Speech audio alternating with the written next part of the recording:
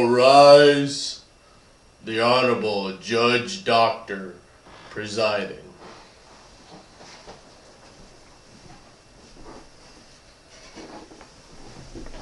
You all may be seated. Thank you, Bailiff. You're welcome, sir. Today, sitting before us is a case of epic proportions that has literally divided the nation. Linsanity. Are you for it, or are you against it? Today, I'll be hearing both sides of the case, and then be making a decision based on our findings here at Triple Threat Talk. Thank you, Your Honor, for your time today. Now, I'm here defending Linsanity. To be honest, does it really need to be defended, ladies and gentlemen? I mean, first of all, the guy won 7 out of 8 games. He captivated the NBA with the... Objection, Your Honor! Objection? What are you objecting to? What are you talking about? One more outburst like that and I will hold you in contempt of court. I hold myself in contempt! Why should you be any different? That's it, Bailiff! Throw him out of here! No! What are you doing? Get off me! I got your Triple Threat Talk! I'm Big B! I'm Big B! I'm Terry Bohe, the Ohio Valley Wrestling fan advocate. Raphael Constantine. I'm Rand Perez. Mike Pablo here. My name's Muhammad Ali. Baez. I'm Paradise. This is Jack Black. We're the OVW Tag Team Champions. This is Ohio Valley Wrestling referee Chris Sharp. This is Sexy Sean Casey. My name is Rudy Switchblade, and I am your OVW Heavyweight Champion. I'm Chris Silvio. This is Michael Hayes. This is Jason Moore. And you're watching Triple Threat Talk.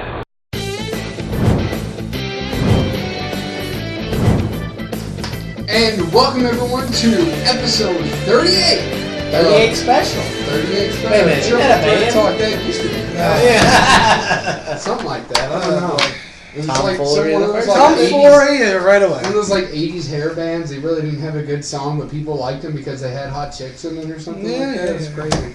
By the way, where did you find that moron of a defense attorney in the opening segment? I don't know. He was a complete fail, though. He was probably one of the worst attorneys I've ever seen. I think he kind of looked like Kevin Steen a little bit. Yeah, he did. Kevin Steen, defense attorney. I'd watch it.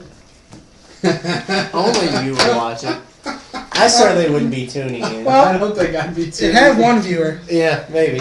So, I guess we will do the usual. The pick-off. What? Really? Kickoff. Kickoff! The week with our... Viewer questions. Or viewer questions. Okay, from Prototype 400, he would like to know, what do you think about LeBron James' comments on possibly returning to Cleveland? Cleveland. What happened to South Beach? At some point in his career. I don't know if I would have done that. I mean, it kind of is maybe slapping the fan base in the face a little bit, saying, I might be coming back, but maybe not. Stay tuned for more answers. I'm not sure that was the best way to go. You got LeBron's. I guess he's not quite wet behind the ears, but I mean, for God's sakes, the guy can't appreciate a good steak. Right. It came out this week that he eats a steak well done with ketchup. Really? Ketchup? Well done. I mean, it's one of those things.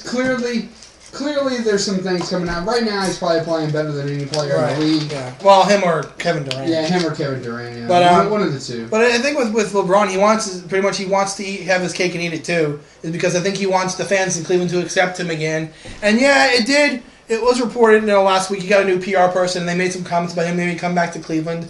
But I really don't think. Quit over there. I really don't think him coming back to Cleveland makes sense. I don't think the fans would accept him anyway after what happened after he left and you saw all the people burning those jerseys. Mm-hmm. And how would they accept him coming back? I just don't think him coming back to Cleveland's going to happen. I think he wants everyone to like him, but I just don't see it. I don't see it either. I mean, I think he kind of burnt his bridge. I don't think, obviously, the owner doesn't want him. Yeah. Especially after the comments the owner made. I can't believe LeBron would even want to play for that guy. Right, yeah. So I'm not seeing it. I mean, I think it was all publicity stunt, but yep. We shall see. We shall see. From FWA owner 22, who would you like each of your favorite teams to realistically pick up in the NFL draft? kind of harder. Realistically, over there. For me. Well, I say because you're going to be lower in the round than we so are. a lot of the good that's players true. are going to be taken. I'll take anybody who's left on the first or second rounds. Anybody from the Alabama or LSU defense. For your team, what do you specifically think your guys need? I think what we need right now is probably a cornerback, because I know we're going to lose either Deshaun Goldson or Carlos Rogers. Unless they find a way to adjust the salary cap. So I know one of those two are gone. Unless, like I said, they're going to franchise tag one of them. Hopefully they can work out a deal with the other. I'd love to see them all return, especially Ahmed Brooks on the defense. Right. But I know we're going to need somebody on defense, Yeah. and who better to do that with than anybody from Alabama or LSU's defense? Yeah. I thought maybe he was going to say he wanted another Kyle Williams. Ouch! Come on, keep the gloves up. But for me, our offensive line seems pretty good because Marshawn Lynch performed in the last half of last year. Or maybe it's just because he's that good. Well, that could be it too. I don't think we're going to get a quarterback in the draft. I think we're going to try to find someone elsewhere that's already been out there, someone like a veteran.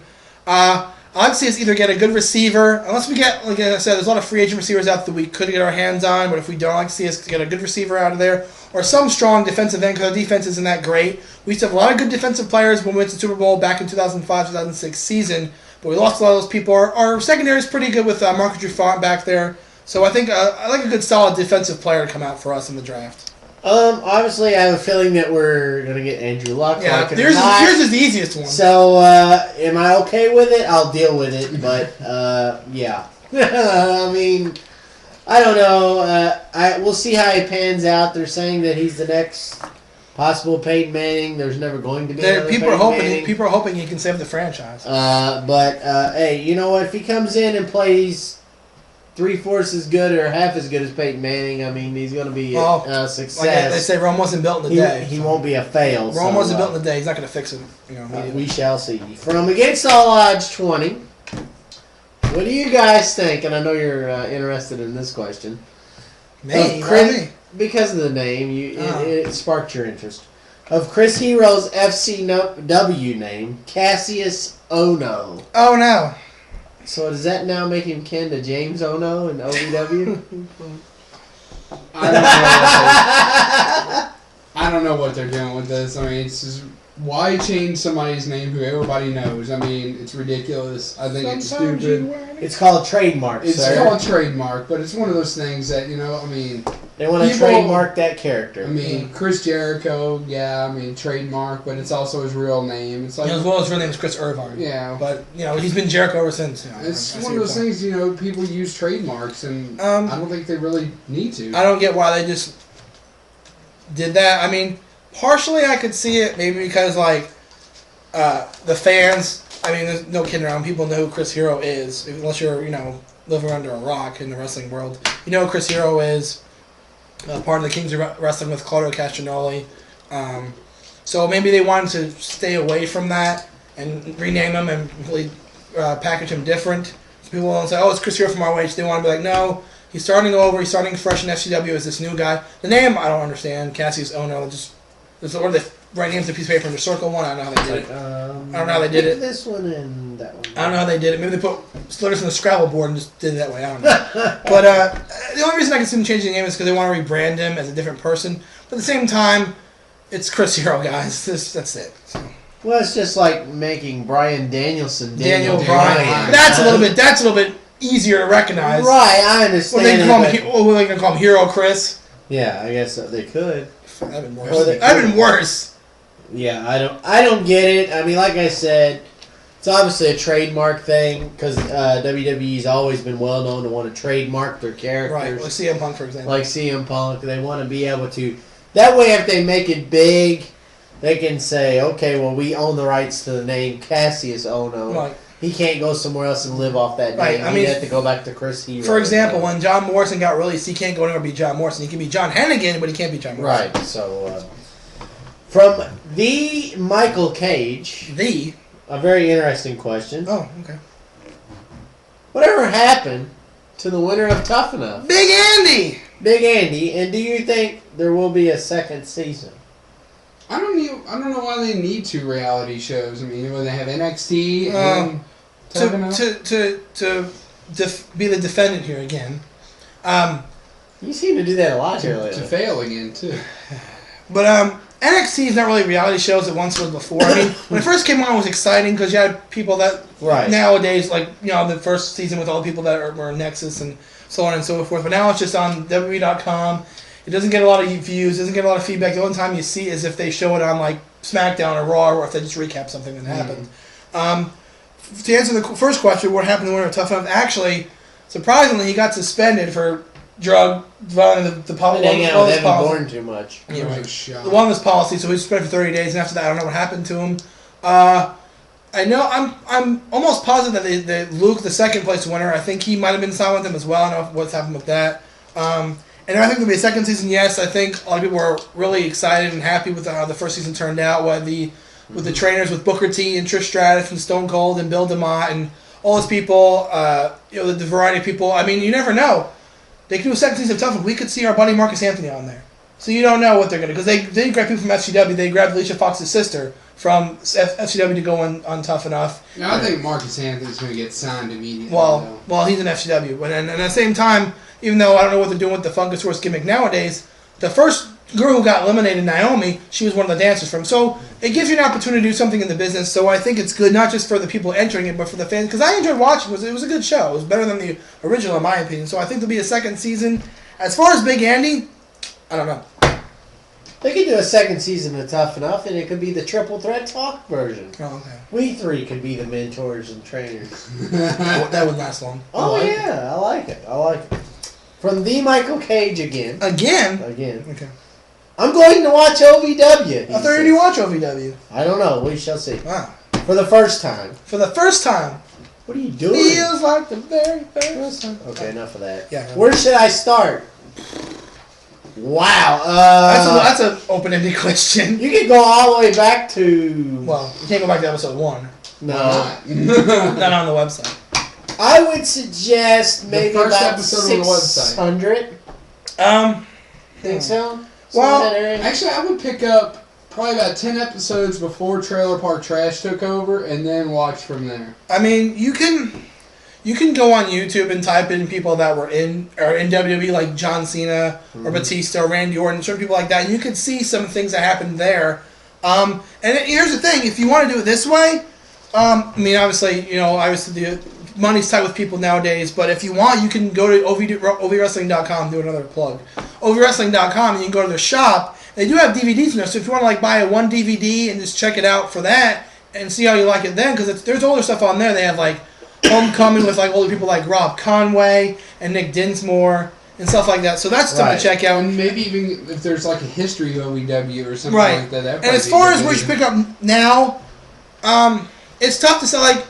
Personally, who do you like in OVW that you have an interest in watching for the first time? Absolutely. So it depends how far back you want to go. I kind of have to agree with him because I'm going to really give nods to Frank Miller, a.k.a. Trailer Park Trash, whatever you want to call the man. Ever since he started becoming the director of operations, it's gotten a lot better. Absolutely. I've watched OVW for a while, and I'm not going to lie, it wasn't as good as it is now. Point blank. And that's why I said pick up about 10 episodes. So it depends where you want to. It depends where you want to go with it. But it's completely up to you. Do you want? I mean, you could start right now if you wanted to, or you want to go back and look at some of the history. It's completely up to you. But the fact that you're going to watch OVW in the first place is a great thing to hear. So, yeah, spectacular. That was not spectacular. That was not spectacular. That was unspectacular. Yeah. Oh well. You just insulted Jesse guys. I hope you're happy. Well, I did not insult. He's going to defriend you. He did last week. Oh, okay. He's going to defriend you on Facebook. No, that won't happen. No, that won't happen. Another question from the Michael Cage. Oh, and this is the Michael Cage question show. Well, he's got some really good questions. He does. If WCW had won the Monday Night Wars against WWE, how different would the wrestling industry be today? Ted Turner, everybody! You're going to do Ted Turner, I'm going to do William Regal, and we're going to... What's he going to do? Oh, he's going to be a player of a defense attorney, that's right. I think that the landscape will be completely different right now. I don't think WCW could have lasted this much longer.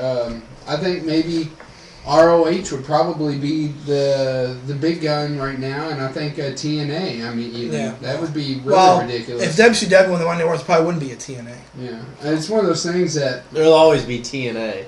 It's a family show. I think TNA would probably be the big gun right now. I think ROH would probably be secondary a little bit more so, and maybe even New Japan Pro Wrestling would have gone worldwide by now. I don't know. I think it's one of those things that definitely poses for some interesting scenarios. We may not see hustle, loyalty, and respect. It's tough. Why couldn't they have won more? Stop it right now. It's tough to say if WWE won the Monday Night Wars, how different would it be? It could be kind of the same as far as, because it's a hard question to answer, because they pretty much kind of sank their own ship from the decisions they made. So, but if they did end up winning, it would be very different, because WCW had a completely different mindset than WWE had at the time. I don't know how wrestling would be, to be honest with this, because I don't know if WCW could last much longer with the staff they had. Right. So I don't know.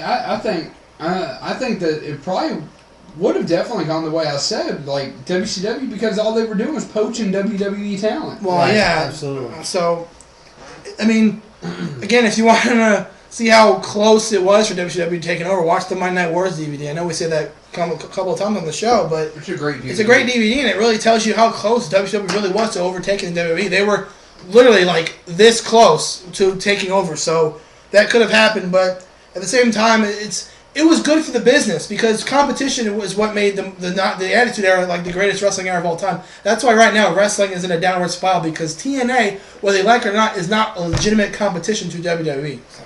All right.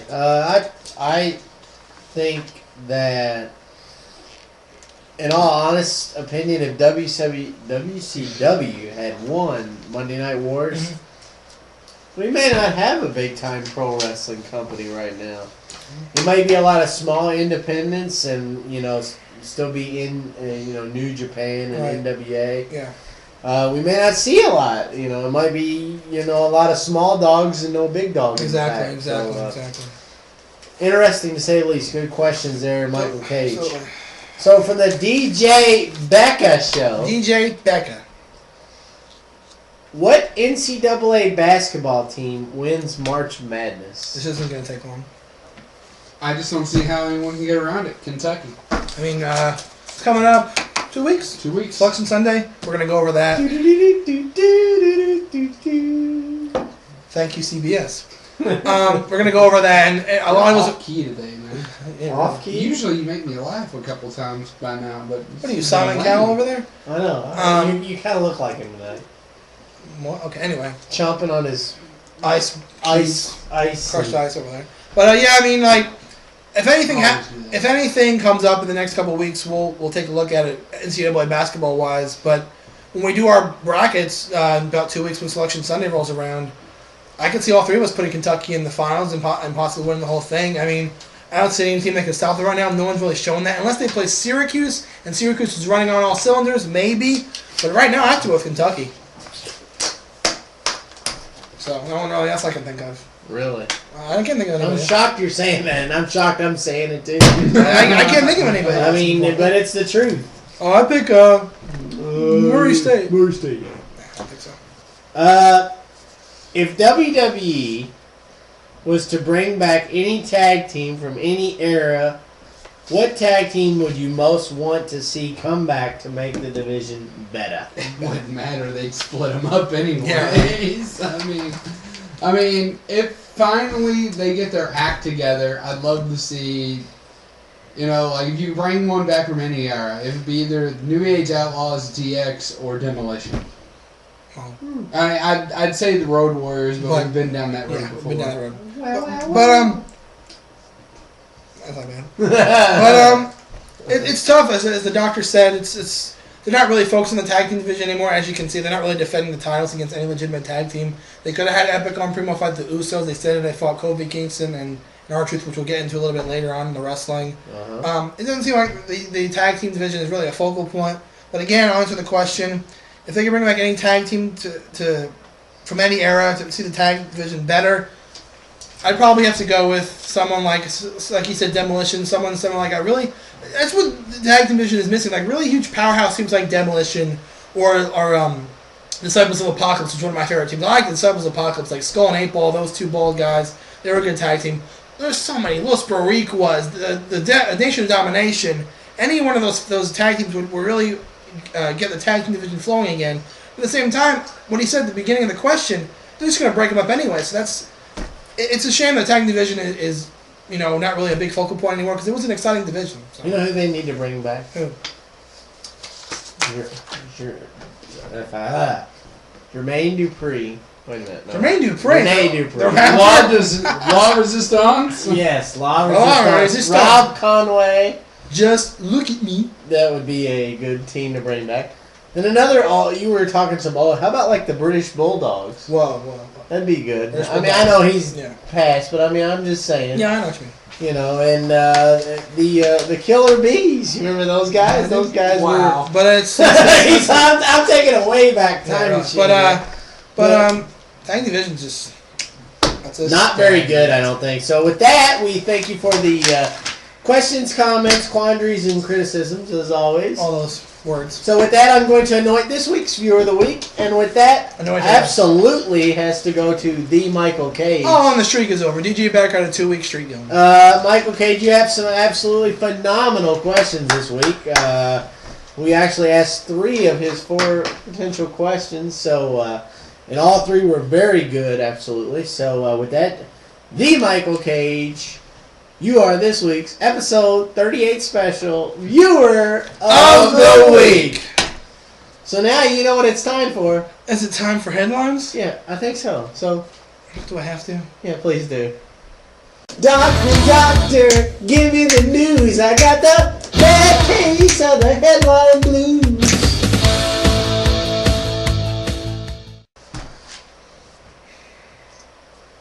It gets you every time, I know. I think you like hearing his name twice. I think it is. He likes to hear it. Doctor. I already heard it once. Had some pretty good headlines this week. Unfortunately, we do have to start off on a sour note. Of course. Last week, we wanted to gather more information before this happened, but a very valued member of the 1986 New York Mets, one Mr. Gary Carter, passes away from a brain tumor. Very sad news. I mean, he knew how to work the fans. Everyone, one thing always came up. They always thought he was self-promoting, but he just knew how to work fans. He knew how to be a genuinely nice person and how to work with the people. Yeah, as a Mets fan myself, the 86 Mets obviously won the World Series, and he's a big part of that. And as a Mets fan, it's a tough loss because he was such a big part of the organization. And it's nothing lasts forever, and it's a shame to see someone of him go. Yeah, I mean, it was you never want to see a great figure pass away. I mean, especially under these circumstances, a brain tumor, that's no laughing matter. And obviously, apparently he'd been diagnosed with this problem for a little while. And it's just sad to see stuff like that happen. And we hate to report it, but, News is news. News is news. Another story, TCU, 4 players arrested on the football team, 17 overall. And all but 20 failed a drug test over the entire. Is Evan Bourne the head coach of this team? Those horned frogs. I tell you what, this is unbelievable. Never trust a horned frog. So they were apparently selling that Sweet Mary Jane during class and before practice. Whoa, you don't know chance for Mary Jane. Last Dance with Mary Jane. Whatever. It's Tom Petty. I know. Okay. So,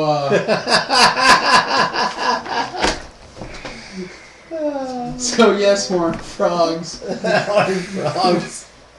Some stoned horned frogs. Boy, that doesn't... Really? Stoned Who frogs. thinks it's a good idea that have half of a championship caliber football team toked up on? Apparently they did. Ridiculous. Yeah, apparently Gary Patterson didn't mind. Oh.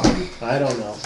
We shall see. You know what we should do after the entire nation vouches for us to one of the last few years go to a major ball game? Let's everybody get high. That's awesome. Everyone be excited about it. Boom, boom, boom. Because I got Because why didn't we go to the BCS title game? Because I was high. Because I'm high. And now we're back. We've always been here. So Kobe's had some fierce words for Lakers management lately, guys. Kobayashi? Kobayashi. No, not the Star Trek test.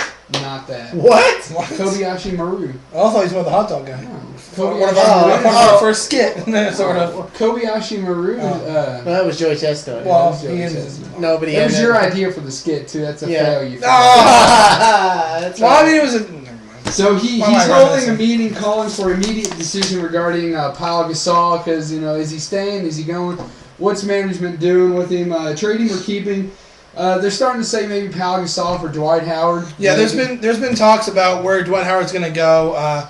He could stay with the Magic. There's been a talk of him getting traded to the Lakers, the Knicks, or there's one more team. I'm trying to think of what it was. The Nets. The Nets, right? And then there's different scenarios. Well, Pau is his pal. I think the one with the Knicks, Carmelo, would go to Orlando. You're just striking out today, I know. Speaking of this, the one with the Lakers, I think was in Pau Gasol to Orlando would be the biggest player out there. Carmelo from the Knicks, and the Nets was I can't remember the Nets one. Was it Durham? Was it Darren Williams? Okay. So we don't know where. It's funny. It's like at the beginning of the year, Dwight Howard wanted to be traded. He's like, I don't want to go to Orlando, and now he's saying, I want to be a closer. Well, make up your mind. And now the Magic are playing good. So what does he want? I don't understand where he wants to go. So. But apparently Jerry Buss's kids need a lesson on how to run the team because Jerry Buss gave him a sweet taste of the sweet life and all the money, all the clubs. They've got some racehorses down in Del Mar and all these things, and now it's time to get down and out. And they cut all ties with Phil Jackson from the Lakers community, and that's never a good thing. I mean, no, absolutely not. Nope. It's just ridiculous. So they need to get their stuff straight in L.A. for sure. Yeah. Now, to get to the part that the skit was about. Linsanity. And it kind of failed. This just didn't actually. The Heat demolished the Knicks. What was the score again? I can't remember. 100-something to 88. I'll check right now, real quick. While he's doing that, since our last show, we talked about keeping an eye out for Jeremy Lin. The last few games has played out like this. 89-85 loss to the Hornets, where Lin scored 26 points, had 2 rebounds. Hornets. And 5 assists. That was the weirdest loss because no, that was not the weirdest loss. I'm going to tell you why it was the weirdest loss is because everyone wanted to make these comparisons, okay? With keep the camera on me here. People want to make all those comparisons about Tim Tebow and Jeremy Lin, okay? People are like, oh, who's bigger, Linsanity or Tebow Mania? Blah blah blah. Tim Tebow won 7 out of 8 games. Linsanity, they won 7 out of 8. That's very odd. It's very weird. They both had similar stats in the fourth quarter, so it's like. It was very peculiar because that game they should have won. The Hornets are not a good team at all. They had like 6 wins going in, and the Hornets beat them. It's just very weird. That's what all those turnovers will do for you. That's right. A win over the defending champ Mavs, where he scored 28 points. That was a good game. 4 rebounds, 14 assists. Good game for him. A loss to the lowly Nets. Darren Williams lit him up. Okay, that's where I'm going with this. Yeah. He scored 21.7 rebounds, 9 assists. What did I say last week? He's going to get tested when he plays a real point guard. They found that at Darren Williams. The Nets are by far one of the worst teams in the NBA. It's a restructuring for them right now. But they're still one of the worst teams. Yeah. It was going to take him playing a Darren Williams, a John Wall even, or a Rajon Rondo. John Wall. And then somebody, maybe a physical defender, like we're going to talk about in a second. A physical defender like LeBron James, okay? It was going to take one of those things to expose Jeremy Lin, and Darren Williams lit it up 38 points. Yeah, and I remember the Knicks played the Nets on February 4th, and the Knicks won that game. But then they go and went over the Hawks, where he scored 17 points, 2 rebounds, 9 assists. And then he had 8 points in the game tonight against the Heat. And the final score was 102-88, so not even close. So not even close. So 8 points. Yeah. 8 points. And it was one of those things. And by the way, Carmelo Anthony led all scores. Well, Knicks played with 19 points. The main thing here is that he is a good scorer.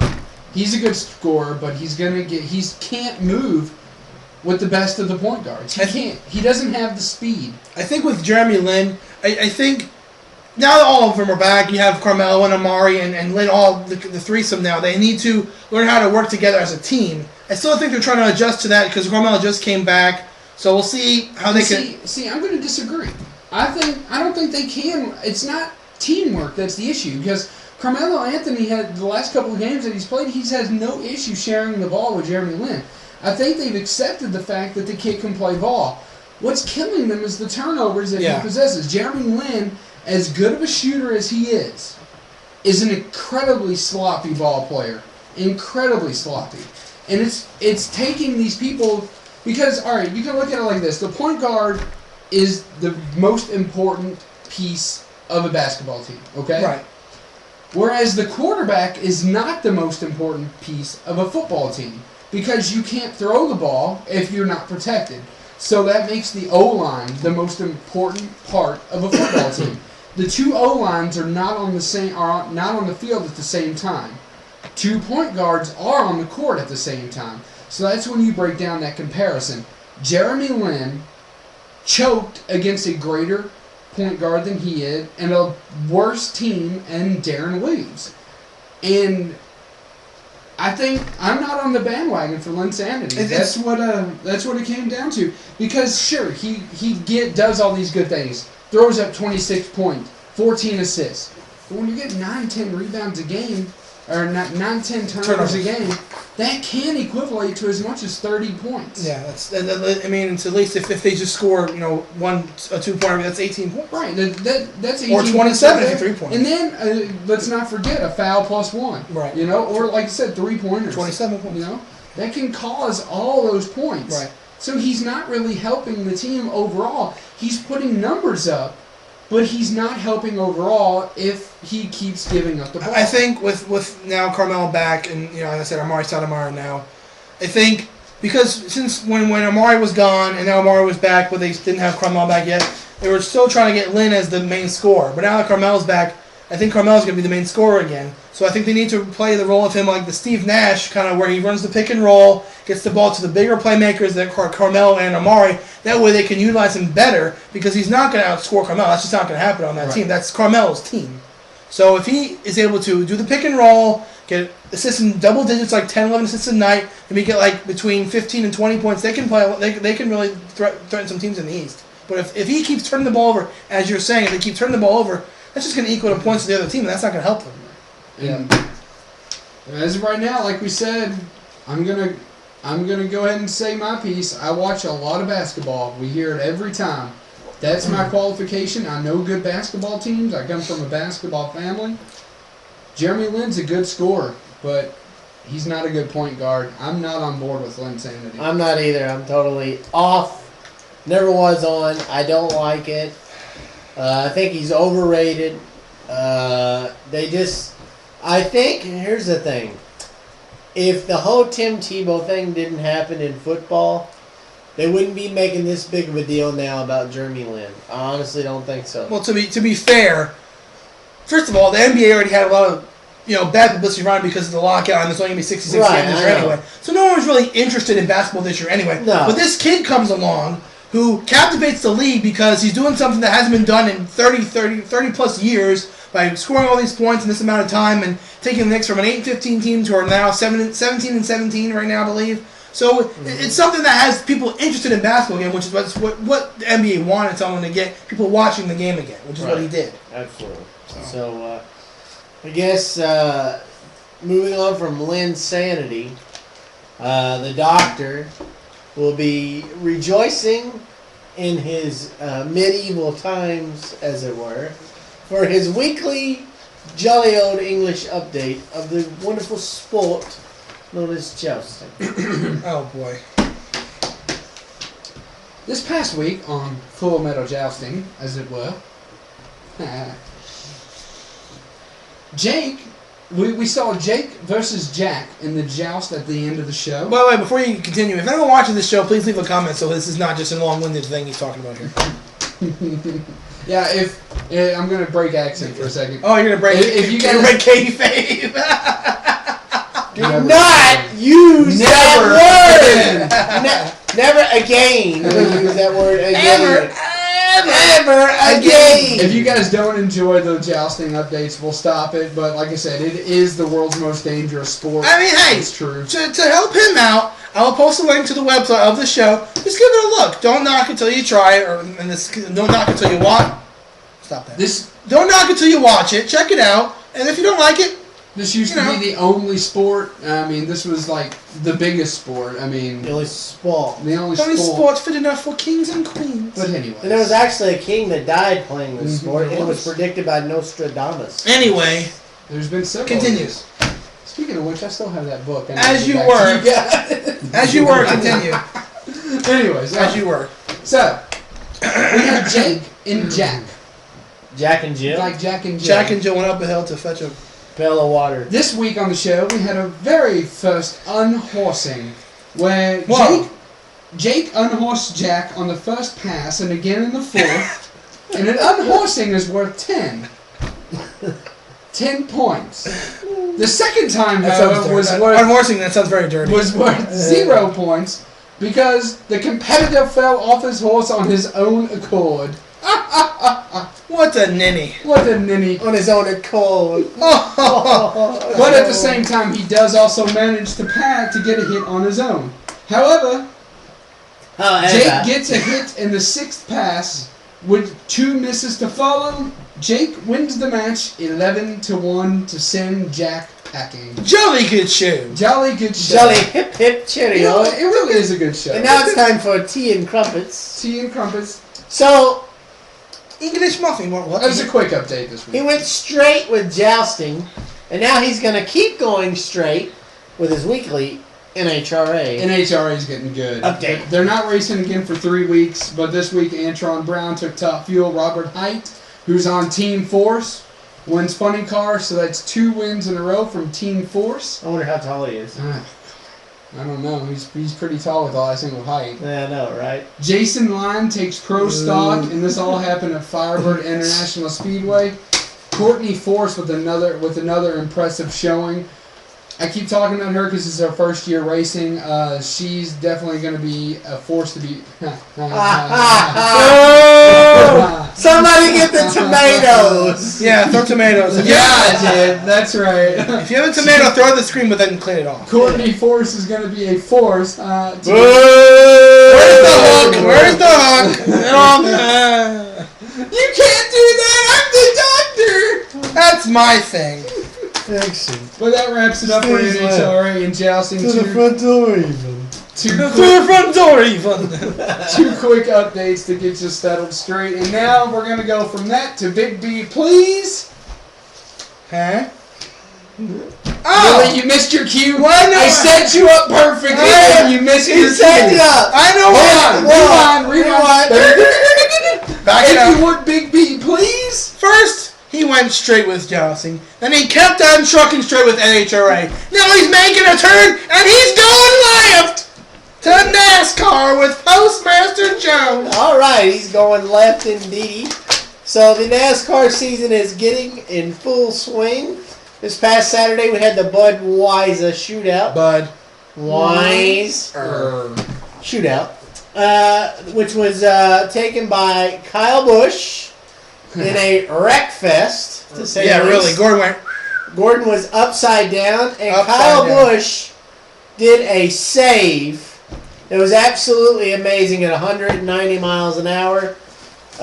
Big B, if you would, cue the clip of Mr. Busch and his spectacular save, please, sir.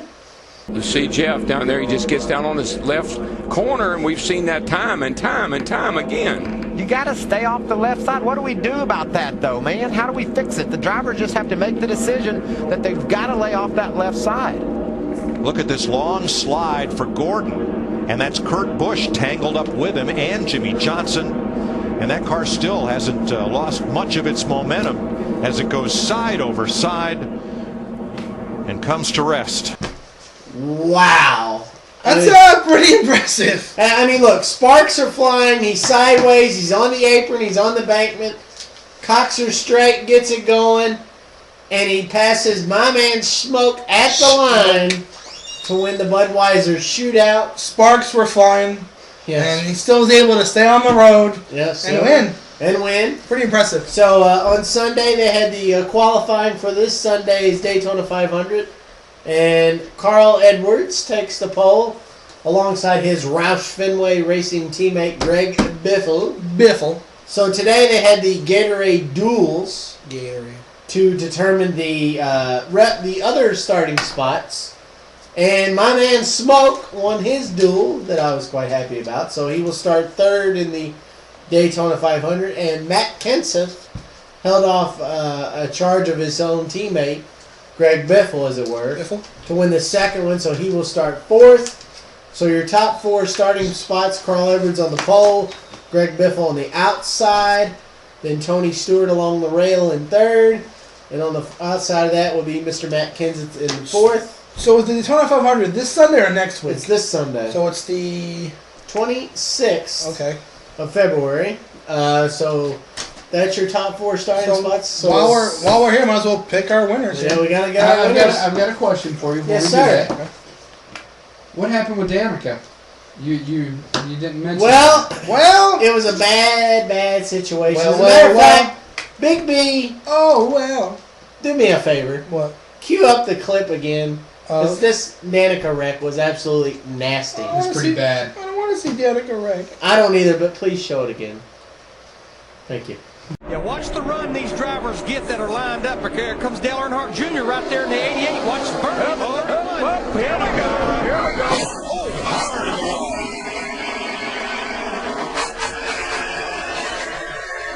And she's all right after a hard crash, and the caution flag is out. Oh my God! I guess it's good to have a safer barrier. Wow. She hit the wall. Like a brick house. If that wall was padded, it would be a serious situation. We might be having a different conversation. Yeah, we might be saying something we don't want to talk about. I don't even want to fathom. But that was a very nasty wreck. She walked away. A-okay. Lovely. The car. Not so lovely. She looked a lot better than the car, that's for sure. Well, she always looked better than the car. Well, I'm just saying. But, neither here nor there. Right. So, with that being said, it's time for NASCAR Pick'ems. First time and probably last time. Well, maybe for the Spring Cup later on. The Daytona 500 is here. It's this Sunday, the first race. It is the Super Bowl of NASCAR. Super Bowl. Which is different because it's the first race instead of the last race. Don't forget, John Cena be waving the flag. Yep, John Cena is the Grand Marshal, as it were. Be waving the green flag. Gentlemen, start your engines. For you rock and roll fans, Lenny Kravitz is the pre-race concert. Oh, what you dig? We're still not done with this guy? Stop it. So we'll turn it over to we'll turn left. Or turn left. To the doctor. Or right. His pick for the Daytona 500. I think it's going to be a duel between Kyle Busch and, like I've been saying, and Tony Stewart. Now we're going to go right. Well, use your pick. He just gave you a pick. Well, pick one or the other. Yeah. Oh, Kyle Busch. Okay. Now we're going right. Well, really, you're going right and then right again. To the U. Right. You go right and then right. Yeah. 2 rights. To make your pick. Does 2 rights make a left? 3 rights. They don't make a wrong, though. Oh! Tony Stewart looks like a good favorite. I'm going to pick, for some reason, that new team of his, I think he's got a good shot. I go with Casey Kane. I think he's going to do well with that new team, and I think he starts the season off pretty well with the win here.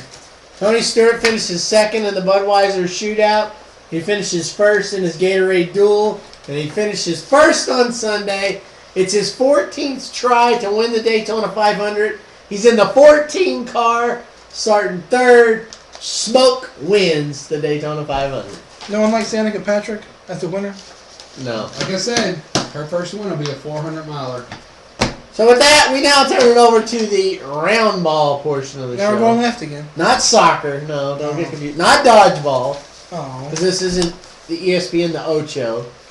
But NCAA basketball. Oops. I'm going to do something a little bit differently. I'm going to cover the closer look portion first this time before we get into some scores, because there will be a discussion at the end. Oh, joy. Oh, joy. Closer look at Duke. First off this week, they've got four players averaging. Take a closer look at Duke. Hey, like I said, I'm a basketball fan first. Yeah. So, I know. Yeah, personally, I think you want to take as far away a look as Duke as possible. Yeah, I do. But since they're in the top 5, I've got to Top 5. 4 players averaging double figures, led by Austin Rivers with 15 points per game. The Blue Devils are 23rd and 23 and 4. Second in the ACC. Duke is tied for 10th in points per game with 79.5, and are currently 5th in the AP poll. They are 65th overall in rebounds, which isn't too good. 161st in assists, which means they're a selfish team. And 48th in field goal percentage. Tell us how you really feel. Yeah. It's not. It's true. Second team we're going to look at is Syracuse. They're ranked 28th in points per game with 76.1. 130th in rebounds. Yeah. 12th in assists, which is good. That's good, yeah. 37th in field goal percentage, which is meh. They are second in the top 25 and are led by Skip Jardine with 15 points per game. Skip. And the club is currently first in the Big East. So U of L 17 takes down DePaul at DePaul, which is all. No matter what it is, no matter who you're playing, DePaul's last in the Big East. But no matter who you're playing, this is all seriousness. A win on the road is a good win. It was in overtime. It was a heck of a game. DePaul gave them everything they wanted. Once again, the cardiac cards show up. 90 to 82. K-State knocks out Baylor, 57 to 56, and then turns right around, does the same thing to third-ranked Missouri, 78 to 68. K-State, of course, goes on. They'll probably be ranked in the top 25 after this.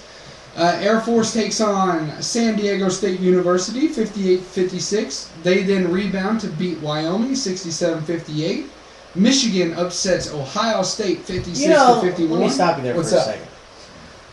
Michigan ranked 11th. Ohio State's ranked 8th. I don't really consider that an upset. It's not really an upset. It's kind of like an even matchup. Right. It's not really an upset. The reason I said it's an upset, though, is because it's at Ohio State. Right, I give you that. I'm just saying as far as, like, a win. Anytime you come out of Ohio State with a win, it's an upset. I don't care if they're ranked last in the nation. Yeah, and if you saw me earlier looking like disgusted, he showed me his phone, and Louisville's currently losing 56-40 now with 3 minutes to play in the second half. So Louisville's in trouble. Yeah, much trouble. Iowa getting it done against IU ranked 78-66. That was on the night of Elimination Chamber, and that was keeping us entertained until the event started. Seton Hall beats Georgetown 73-55. Colorado State pulling a huge upset, which they needed, over number 18 New Mexico 71-63. UK not yet, boys. UK their first game this week 77-62 against Mississippi, and then where the discussion is going to take place over Mississippi State 73-64. A tale of two halves, indeed. Down by 13 points at the half, UK rallies back to win by 9. I called it. Everybody called. I mean, everybody online said. Everybody said that there's going to be there's a second half. Yeah. And UK makes adjustments after the half. That's why Calipari's so good. That's why he's good. He knows exactly how to adjust. And Jimmy called it, I called it, everybody called it online. Everybody was saying on Facebook, you had some people say that they were done. They're sticking forward on Facebook, Twitter, everywhere. I knew better, Postmaster knew better. Everybody who knows a little bit about basketball knew better than that. And of course the Cats came out and showed it. And this is really good too. This was a great test because Mississippi State was ranked in the top 25 as little as 2 weeks ago. Right. And in a very hostile environment, they had a whiteout at Mississippi State, very hostile environment, calls being utterly ridiculous. There was a call by Ted Valentine where I got several tell us how you feel moments on Facebook where I basically told him to choke on something. Because he calls a technical foul when Anthony Davis goes up for a slam dunk, and his back, or here's the rim, his back swings forward and is literally parallel to the floor. And Ted Valentine calls a technical foul for hanging on the rim, which basically equivalates to meaning Ted Valentine wanted Anthony Davis to let go and break his back. That's basically, he had no regard for player safety, and Ted Valentine needs to be fined, needs to be suspended as an official, and frankly needs to pass a common sense test before he's ever allowed to coach again. Officiate again. Because that was the most ridiculous call I've ever seen in my entire life. Wanting a player to let go when he is in serious jeopardy of bodily injury, you're talking about a call that lit up everybody the next day. Everybody was mad about this call. I didn't hear one person the next morning on. Usually, when you have these questionable calls, somebody tries to defend it. Not one person defended it the next day on SportsCenter, Sports Nation, First and 10, Mike and Mike, Colin Coward. Nobody defended this call. Everybody thought it was absurd. Believe me, I'm the first person to admit sometimes referees get it wrong, and they do it, and eventually they realize they were wrong, and they eventually admit it. I guess this time he was in the moment, and he just made a call. It was a dumb call, but he made it, and there's nothing he really can do about it. He made the call, and he has to live with it. So it looked like to me, and this is gonna sound crazy. Don't sound crazy. John Calipari set this game up the way it was set up because he always says my team needs to be tested. My team needs to be tested. Okay. Case in point, at halftime he says we're down six baskets. 6. It's not a lot. I want to see what you're made of. And it's like in the second half they just completely shut out. It was like he wanted them to get down by like 10 or so, and then just okay, flip the switch. Now let's go. It was almost like it was a game within a game for him. It was like he was playing a personal chess match with the Mississippi State team, kind of luring them into thinking they had a shot. Yeah. And I could kind of tell when they interviewed him there it was either at halftime or he kind of had that look of like, yeah, I'm up to something, but I'm not going to reveal what it is. And I even said when they went in the locker room, I said Kentucky will win by 10. I was close. 9. They won by 9. I told them at home. Not too far off there. I told them at home, I said Kentucky will come back and win by 10. They're like, I don't know. I'm like, I'm telling you. You watch what I'm telling you. And they went on a 20-4 run to end the game. They scored on 10 straight possessions. I don't care who you are. Yeah. To score or who you play, to be able to score on 10 straight possessions without missing a shot or without giving up a turnover or an empty possession for that matter, that is absolutely phenomenal. That's what you call closing the deal. Mm-hmm. I heard somebody say today on the early birds that's a lot of U of L's problems, like against Syracuse, against Notre Dame, who needs to make their free throw? Against Georgetown. They don't know how to close the game out. Cardiac cards? There are the cardiac cards, but that was proof in the pudding against Mississippi State the other night. I got to give it to Kentucky. Like I said, that is one of the most hostile environments to play. I mean, I think the last time they went there, they had bottles of water chucked at them and everything else. I mean, apparently people aren't really friendly in the state of Mississippi. Not at all. But that impressive. That definitely showed the resolve of a young team. 2 years ago in the NCAA tournament when Kentucky played West Virginia, they acted like freshmen when they got rattled. You had Missoula knocking down threes left and right for them. I mean, it was just ridiculous. To this team, to go into a hostile environment against blatantly absurd and bad calls in a hostile road environment, to be shaken, to be down by 13, to not act like freshmen, shows great maturity.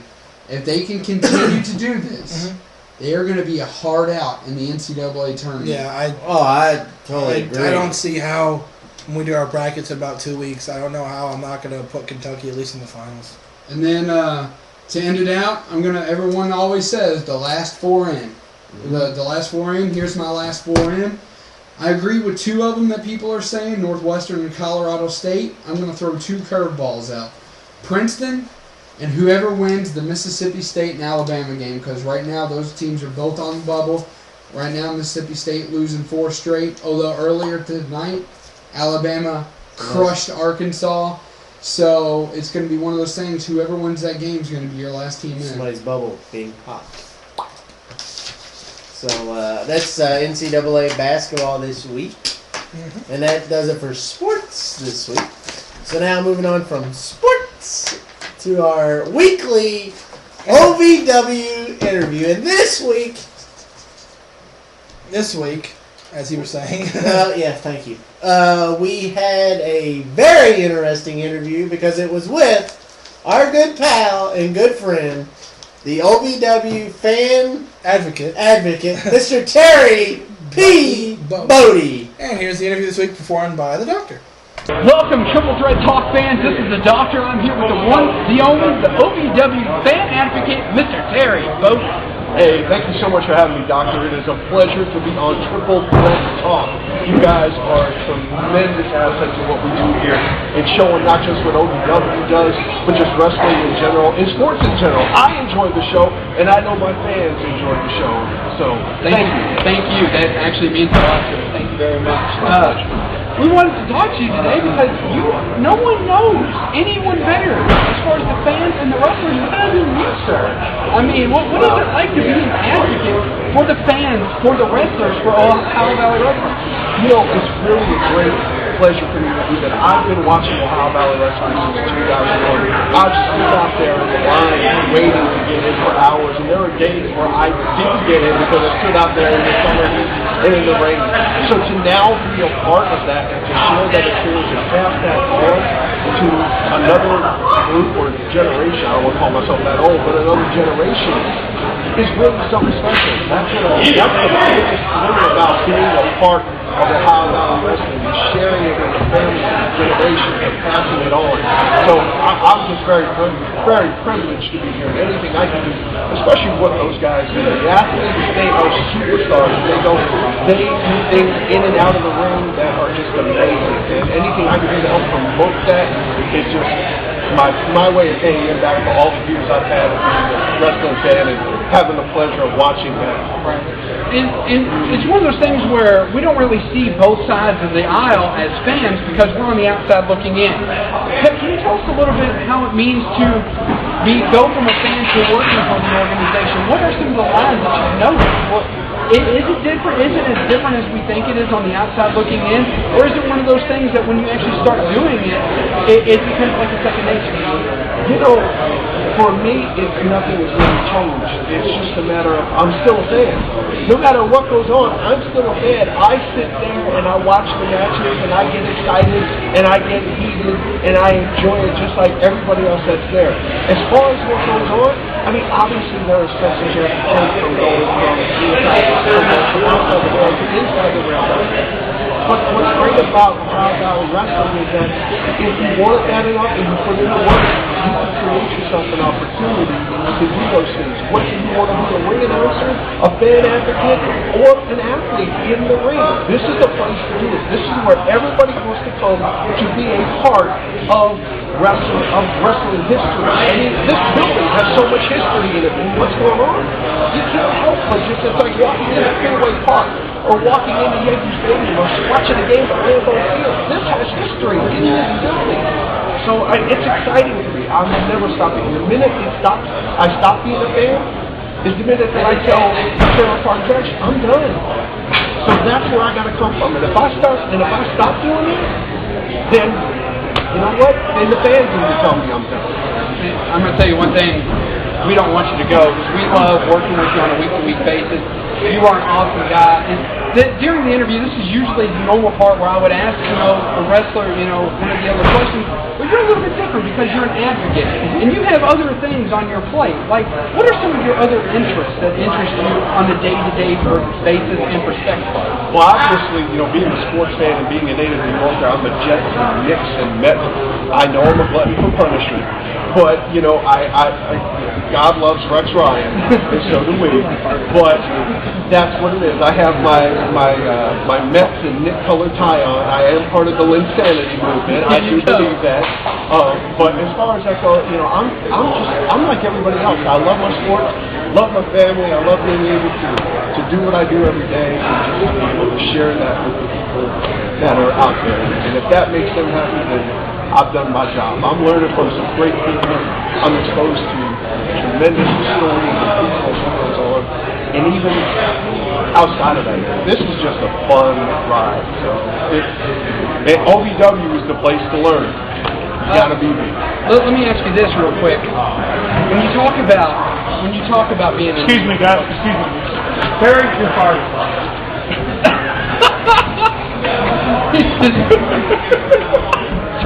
Oh, I love him.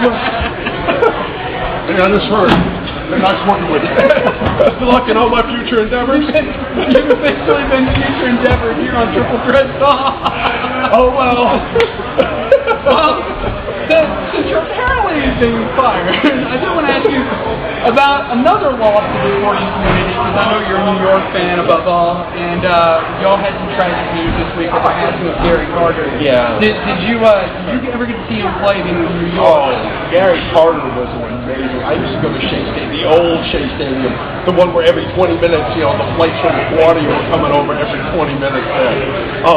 Yeah, Gary Carter, I was the amazing, Gary Carter, Stephen Then, and Strawberry, Good, and that whole crew.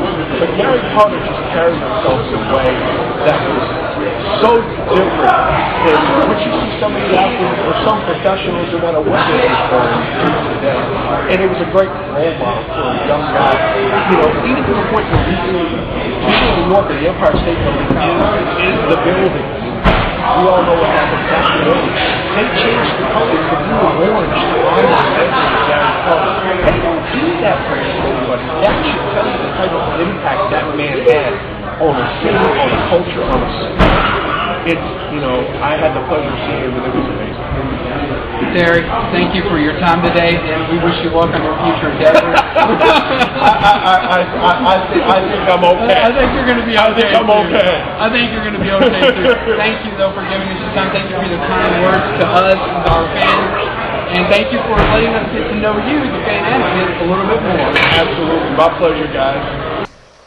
Wait a minute. Now what do we do? What do we do? They fired him. I can't believe it. They fired Terry. Now we'll get the word out about it. Oh my God, they fired Terry. Fired Terry, you bastard. Now we won't be able to hear better pizza, better ingredients, better wrestling, Papa John's.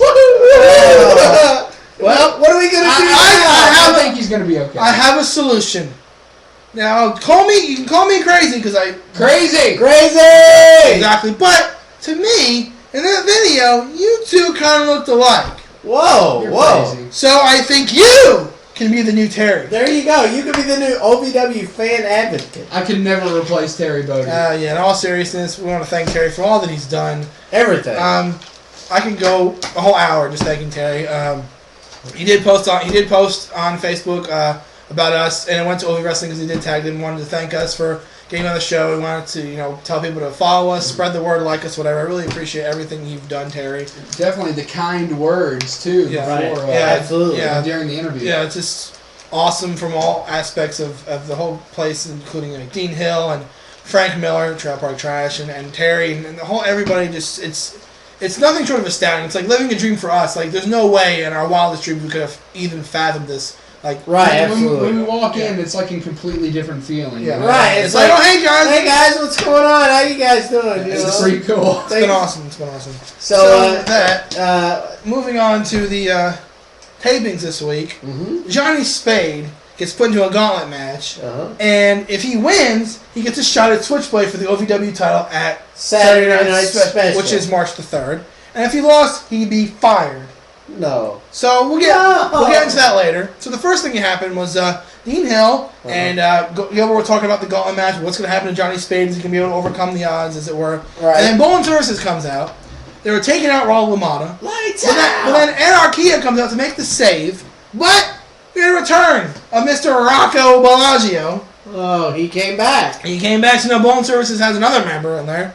Coming back, and He's back. And they were able to hold down LaMotta and cut his hair off. So now he's lost a lot of his hair.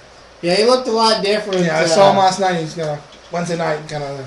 Yeah. So then this was interesting. If you didn't see the show, not this week, not this past week, but 2 weeks ago, Adam Revolver and Ted McNair, they've been feuding for quite a while, and he had some harsh words for McNair. And McNair, Revolver did say a hurtful thing about his girlfriend Brittany DeVray. First, I think he pretty much called her a whore, which completely disrespectful on Revolver's part. So then Brittany comes out last week telling Revolver to stop all this. McNair's your brother. You need to quit this. You're ruining the family. And Revolver pretty much he was hitting on Miss DeVray. Told her if you were done with the old bull, come with the young calf, and he gave her a kiss on the cheek, which is kind of a little bit forward of Mr. Revolver there. Yeah, very forward of Mr. Revolver. Yeah, so we'll see what happens on next week's episode with that. And then now a TV title match: Lennox Norris. I'm sexy and I know it. Shut up, Eminem. What? You know the Eminem. That's Eminem. Yeah, right. Anyway, he took on the TV champion S-I-L-V-I-O.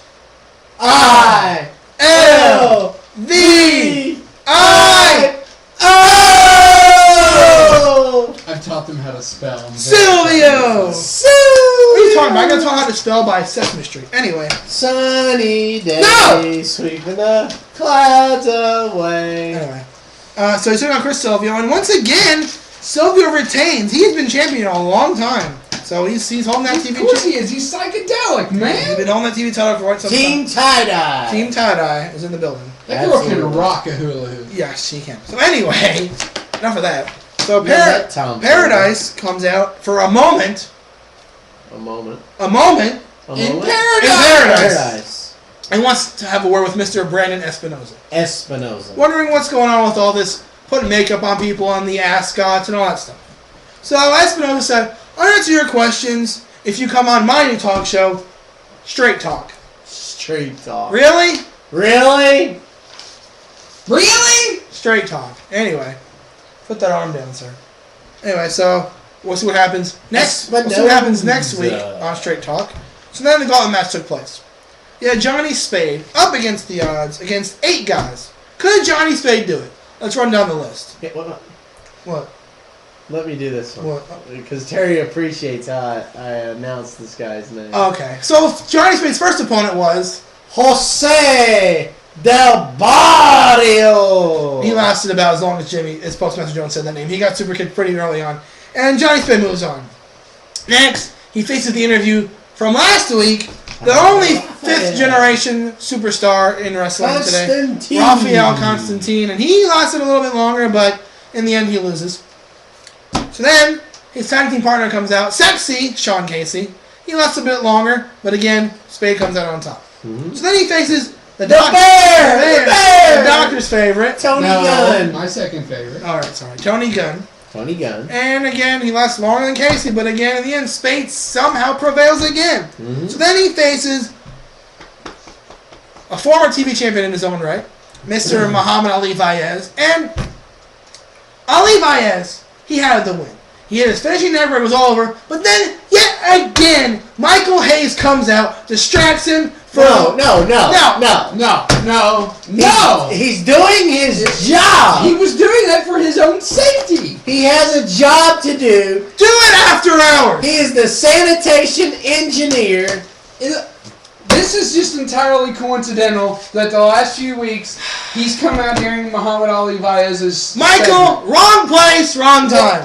Maybe Ali Vaez should wrestle earlier in the night when maybe you should keep your trap shut. Be that way Michael Hayes doesn't have to come out. So with outside interference from the sanitation engineer, there was no interference there. Whoa. This is breaking news into the Triple Threat Talk studio. I'm in the middle of wrestling here. But this is breaking news. Breaking news. The University of Louisville Cardinals have just been beaten by the Cincinnati Bearcats. Final score in Cincinnati: the Bearcats 59, the Cardinals 56. Woo-hoo. Anyway, back on that. Michael, do your work some other time. So anyway, Hey, does he go into GameStop and tell you to do your work some other time? He could. Well, I wouldn't mind it. Do not hate the man. He gets paid to do a job. He works damn Michael hard. Hayes works his butt off for that company. Go pound that desk. Go pound the desk. And all you want to do is make fun of him and complain. I'm pretty sure that is one janitor you do not want to make fun of. Yes. Bottom line, Ali Baez is out there doing his job. And you wait to do your job after everyone's gone. Anyway, so moving on from that, after that debauchery, whatever. So then, Mr. Spectacular comes. That's not very. Wow, that is the smallest gun I've not ever seen in my life. Not very spectacular. So Jesse Goddard's Mr. Spectacular comes out, and he got a wallop of a super kick by Johnny Spade. Oh! Loud smack on the chin, as it were, some chin music. So Jesse Goddard is defeated. So then you have the freak Rob Terry come out, and he gets beaten. But after that, he decides to take a little bit more and try to beat up Johnny Spade to make him a little bit easier for Mr. Rudy Switchblade. Of course. Always trying to make it easier for Rudy. Switchblade takes a little bit of time, doesn't go for the pin, and Spade rolls him up for the 3 count. And Johnny Spade outlasts 8 guys: Del Barrio, Constantine, Casey, Gunn, Baez, Goddard, Terry, and Switchblade, and ends up facing Switchblade at the March 3rd Saturday Night Special for the OVW Heavyweight Championship. New champion? Personally, in my opinion, I think it's time. I think Mr. Johnny Spade is going to be Smooth Johnny Spade, your OVW Heavyweight Champion. And real quick, I just want to touch on this past week. I did attend a benefit show. OVW put on a benefit show for the family of Donald Boss Brackens.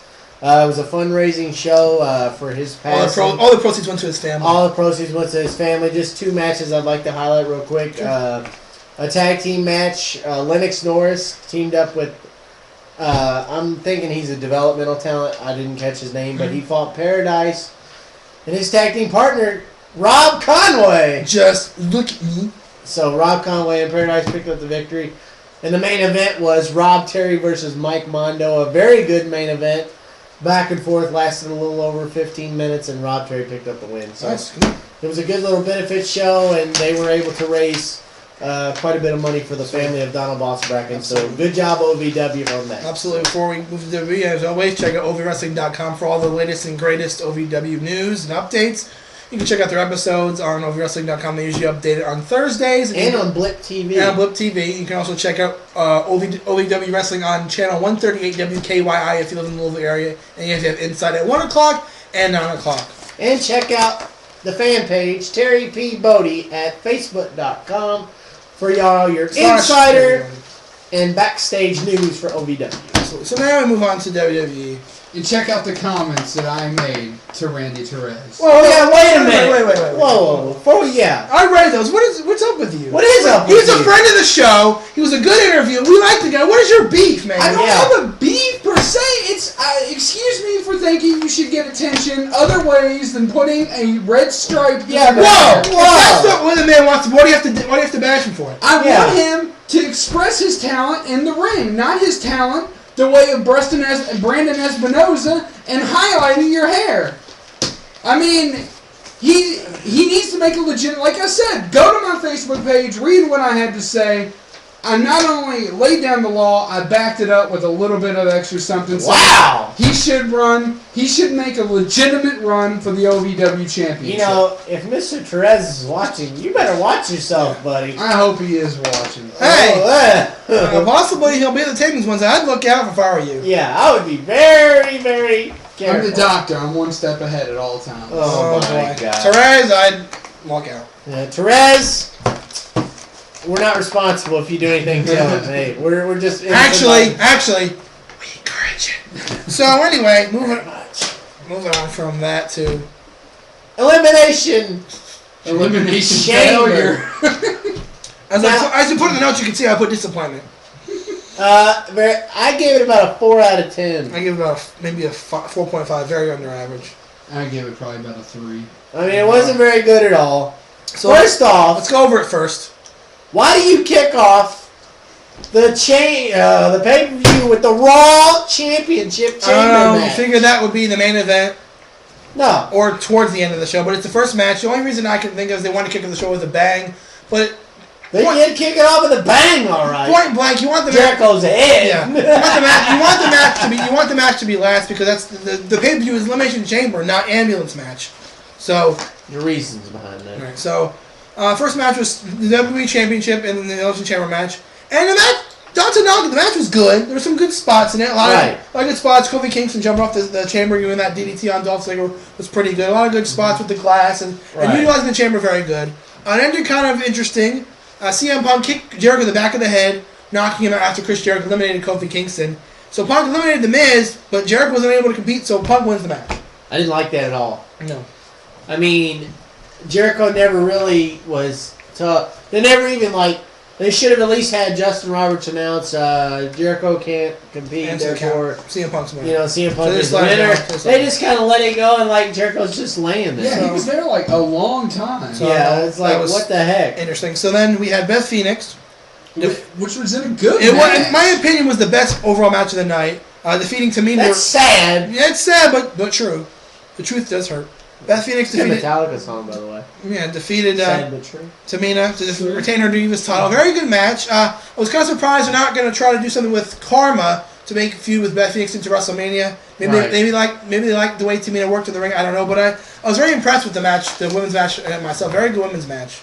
So then, this match. Yes. I was seriously very angry and disappointed in this match. I thought we were going to have to go in the back, grab a cook jacket, and tie him up and make it like a straight jacket and calm this man down. But here's the thing. When I'm watching the pay-per-view with these guys, and obviously the OVW guys are there with us as well at the Fox and the Hound here in Louisville, we're having a good time. We're joking around. We're talking to the guys. We're having a good time watching the show. Mm-hmm. My mood was like a light switch. As soon as I saw what happened in the chamber match, it flipped. So he was so mad. If you all could have been there. He's like, I'm done. I'm not watching wrestling ever again. I'm not filming the show. Oh my God. I'll film the show. I'll just read what happened. Yeah. I can't put up this crap. I'm like, dude, it doesn't really mean hill of beans and Santino. Well, let's get there, okay? So Daniel Bryan defended his World Heavyweight title against The Big Show. Yeah, we know who he defended. The Great Khali, Santino, Cody Rhodes, Wade Barrett, and thank you. And it doesn't matter. It doesn't matter. Get to the point. Okay, anyway, so your point is noted. So Santino is the final person in the match. Mm-hmm.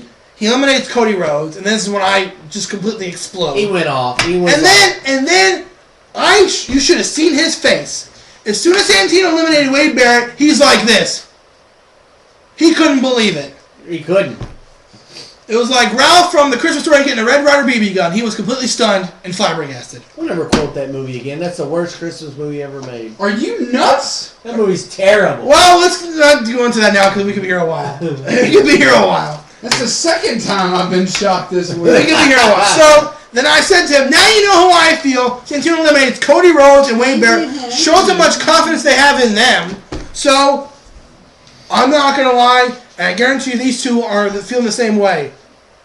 When Santino hit that Cobra, we thought you'd hear your winner and new World Heavyweight Champion Santino Marella. I would have got up and left. I would have got up, thrown my head through a wall, and I said, are you freaking kidding me? What the hell? But luckily, the gods looked upon the wrestling fans and said, this isn't going to happen. Daniel Bryan defeats Santino and retains the title. So then do your little Daniel Bryan thing. Titles are retained. Yes! Yes! Yes! Yes! Anyway, so moving on from that, they had a little impromptu match between Jack Swagger and Justin Gabriel. You thought maybe Justin Gabriel might win? Didn't last about 5 minutes. Jack Swagger wins that one. Complete domination. And the main event of the night, it was okay. It wasn't great. Squash. It was a little bit of squash. It was a squash. John Cena defeated Kane. Did he really embrace the hate? He threw him off an ambulance. So, yeah. It was funny, too, because as we were saying during the match, me and the fella were saying... Oh, the head of security. An epic chant arose between those two and us two, and everybody in the room started, including some of the OVW wrestlers on whatever side, but the chant was the obligatory, let's go Cena, Cena sucks. And it was very interesting. I tell you what, it was very interesting to see which OVW supers, I'm not going to say which one, But it was very interesting to see which superstars were saying, let's go Cena, and which ones were saying, Cena sucks. Right. So then, I know this is before the show, but I'm going to get into this because it goes into into Raw. John Monaris, his big announcement. What was the big announcement? The game changer, as it were. You know, the Executive Vice President of Talent Relations and the interim general manager of Monday Night Raw. His big announcement was he wants to be the GM of both shows. Hey! So we saw the return of Alberto Del Rio and Captain Chris. If you're watching this video, kill me now. Well, I guess 2 people are going to kill you then. Yep. Anyway, so then Christian came out too, and they were backing him and saying, "Oh, Teddy Long this, Teddy Long that. You should be the GM of both shows." Mm-hmm. So then that was pretty much Elimination Chamber. My opinion, very disappointing. Very oddly booked, and very odd the way they presented things before WrestleMania. So, but we'll get into WrestleMania now, which is looking a little bit more exciting from the thing. So we have invented a new word apparently. Oh really? Hosky.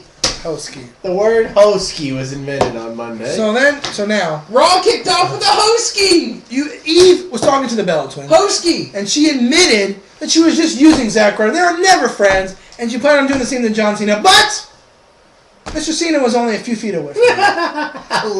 I'm sorry, but if you don't love what John Cena is doing right now, you're absolutely nuts. Yeah.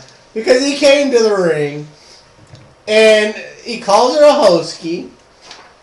He called her a scandalous biatch, as it were. Which I was like, whoa! I was like, there goes the PG rating. Yeah, he was begging Cena for forgiveness, and he was just trying to looks like he was trying to molest him or something. She was like, he was like a zombie from The Walking Dead. The best thing he said in that thing was like, "I'm sorry if I'm disease free and I want to stay that way." That was amazing. And then he just sat there crying. So anyway, first match of the evening, Sheamus, the #1 contender for the world title, who will take on Daniel Bryan at WrestleMania, took on the world's most strongest man, Mark Henry, and Sheamus picked up the victory, which should have been expected. So for later on in the evening, a 10-man #1 contenders match, Battle Royal was announced. The winner would face CM Punk at WrestleMania. I bet you almost flipped again, didn't you? No, well, because Santino was doing so well again. We'll get into it later, but there was Chris Jericho, the Great Khali, The Miz, Wade Barrett, R-Truth, Dolph Ziggler, The Big Show, Santino, and Cody Rhodes. This was interesting. Kofi Kingston and R-Truth defeated the tag team champions Epico and Primo, which didn't make a lot of sense to me. If they want Epico and Primo to be a top tag team, I would figure they'd have them beat a team that wasn't really a team in a non-title match. So I don't know what's going on with that. David Otunga wins a match against Ezekiel Jackson. Former Intercontinental. Weird. Yeah, very weird. So then the epic news of the night. Very interesting. Triple H and Taker had an altercation, and Triple H was basically telling him, "This match is not going to happen. I'm not going to end you. It's good for business."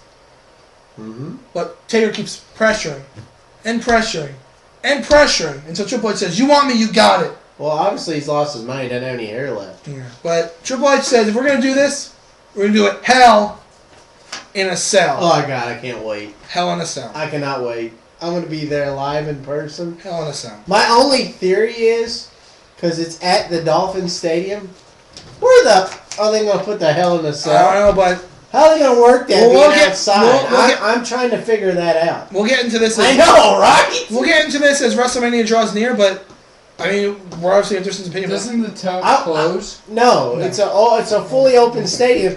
Isn't it Joe Robbie? Yes.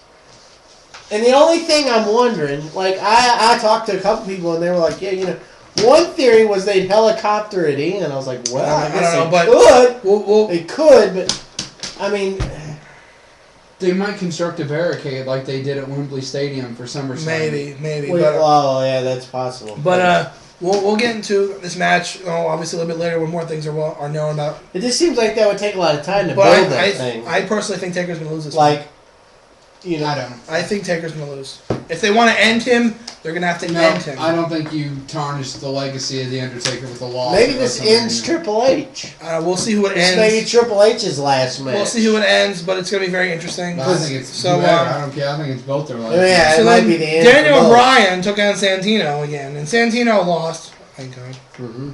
And then John Cena cut one of the best promos I've seen in a long time from him. Yeah. He put The Rock on blast, and he didn't pull any punches. He spoke the truth. He did, and apparently you said that after Raw, a lot of the backstage people commended him for what he said. They were basically agreeing with him, you know, on his side about, you know, Monday night after WrestleMania, I'll be here while The Rock's on his movie set drinking Mai Tais. Yeah. You know, he could give two craps less about the WWE Universe. He claims he's here for the fans, but really he's here to cash a check and move on. Yeah. I totally agree. I posted it on my Facebook page. You know, Rock, you know, I started to think when you came back that you'd be back more often. It's pretty quite evident. You're only going to be here for like 2 or 3 Raws to hype WrestleMania. You'll fight at WrestleMania, and you'll be gone. And we won't see you again unless you're at the box office. And one of the quotes that cracked me up was he said, "You'll be gone faster than your movies at the box office." I was like, yes! But, I was like, that was great. Supposedly The Rock will be there next week live. Will be live or will be live via satellite. Yeah, exactly. So you never know. So then the main event was that's the Battle Royal I said earlier. And this is the one where I think the doctor wants the floor here for a second. About a certain someone who I told him is not very good and shouldn't be in the spot he's in. You're still wrong about that. No, I'm not. However, when you get confused, like the Big Show so easily apparently does, you don't just throw somebody onto another person. First of all, he'll tell you who he injured here in a second, but he could have, I'm not joking, he could have killed Dolph Ziggler. He threw him, he threw him too far. He could have broken his neck. At what point do you ever think it's a good idea to throw Wade Barrett? Well, he didn't throw Wade Barrett, he threw Dolph Ziggler. Yeah, to throw Dolph Ziggler, the way he threw him so carelessly. And it was one of those things, as soon as he hit, as soon as Wade Barrett hit the floor, I knew he was hurt. It was one of those things where he held his arm out, and it turns out it was a dislocated arm.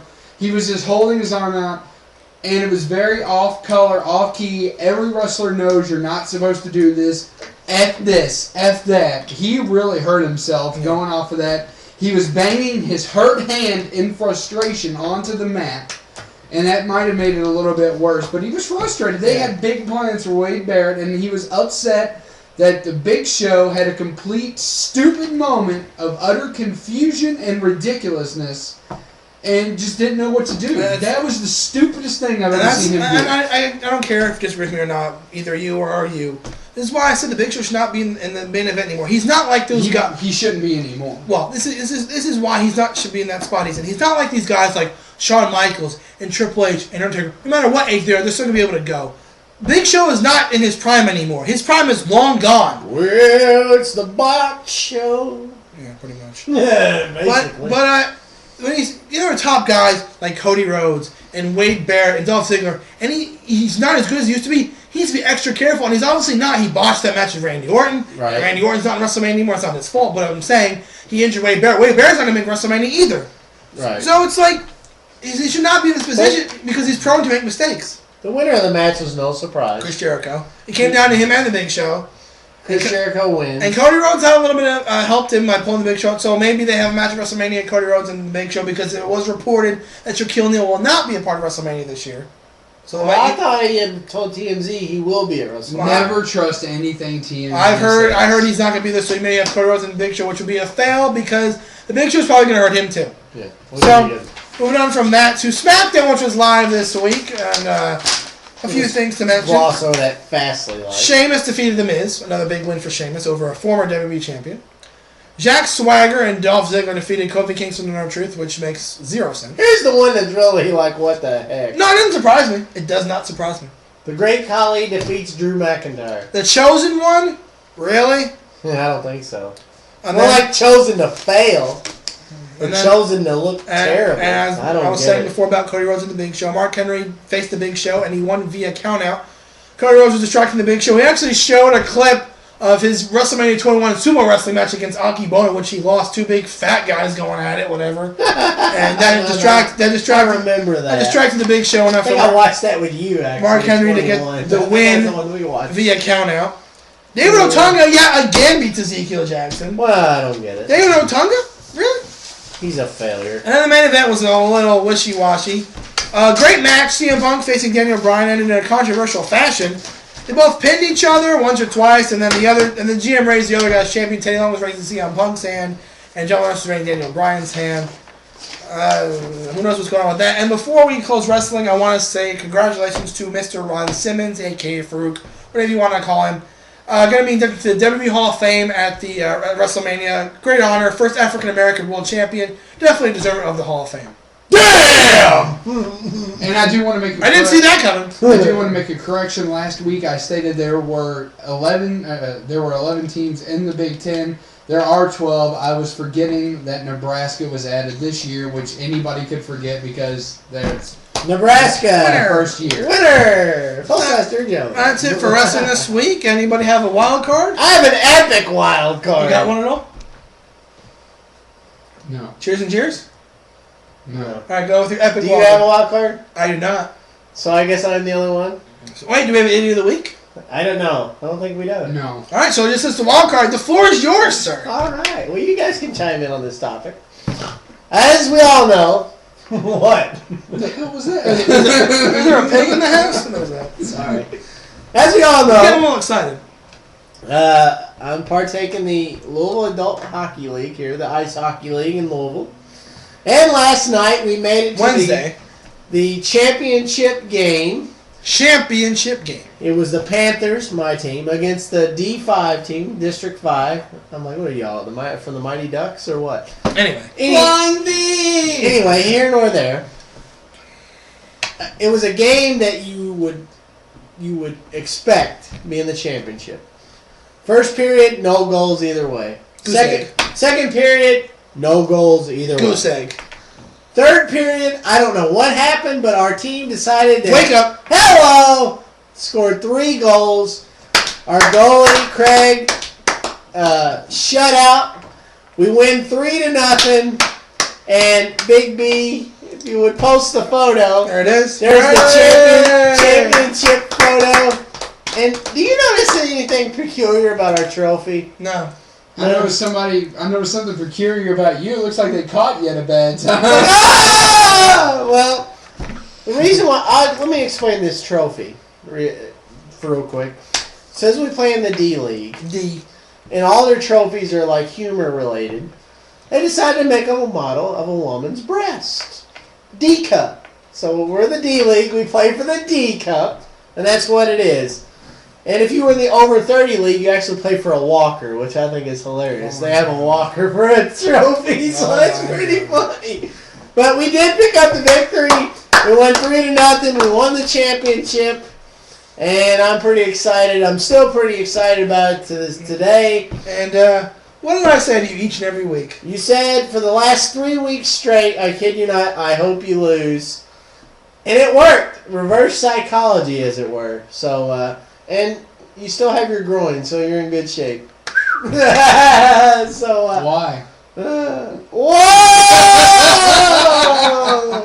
Oh my word! I wish you all the best in your future endeavors. Wait, no. So now wait.